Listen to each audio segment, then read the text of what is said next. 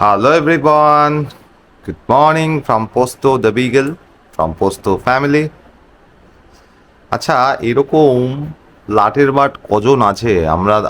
আমরা কি এরকম সুযোগ সুবিধা, এরকম মানে লাক্সারি আইয়াসি ভাবে থাকতে পারি? পারি না। সেই ভাগ্য আমাদের নেই। সেই ভাগ্য একমাত্র পোস্তবাবুর আছে। ওয়েট করে আছে কখন খাওয়ার দেওয়া হবে তাকে, তার মুখে গুজে দেওয়া হবে। রিসেন্ট এখন একটা নতুন নকশামো শুরু করেছে, তাকে খাইয়ে দিতে হবে। সে বসে বসে আমেজ ভরে খাবেন। আচ্ছা, এটা কিসের রুটি এটা? আচ্ছা, ওটস আর খইয়ের রুটি তাকে দেওয়া হচ্ছে। এই যে, আহা হা, তার সাথে চিকেন স্যুপ, সবজি দিয়ে। এইটা হচ্ছে তার খাওয়ার এখন।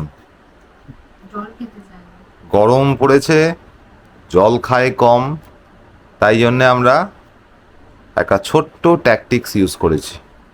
জল বেশি দিই, খাওয়ার নিচে দিয়ে দিই। খাওয়ার খেতে হলে জল খেতে হবে, তবেই খেতে পারবে। এখন দেখছি এই ট্যাকটিক্সটা খুব কাজ দিয়েছে, দারুণ কাজ দিয়েছে। হ্যাঁ, বাহ, এই যে বললাম না, নিচে খাওয়ার খেতে গেলে ওকে ওপরের খাওয়ার খেতে হবে। তো তোমরা সব জানিও তো এই কেমন হলো পোস্ত গো। হ্যাঁ, হ্যাঁ, খাবি না মানে তোকে খাওয়ানোর হাজার একটা উপায় আছে, বুঝলি? হাজার একটা উপায় আছে। না না না, তোমাকে নিচের জিনিসটা খেতে হবে, তবেই তো না চিকেন পাবে। হ্যাঁ, চিকেন মা তুলে দেবে না, পাঠিক নিচে করে দাও।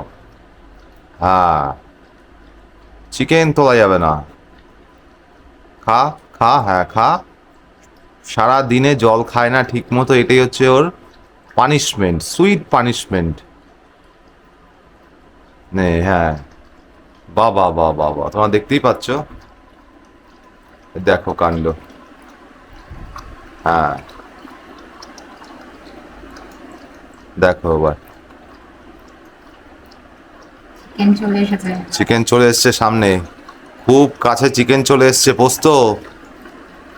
হ্যাঁ, এই তো,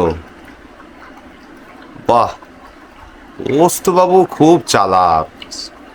চলে এসছে তো গাইস, একটু একটু করে সব খেয়ে নেবে, চিন্তা নেই।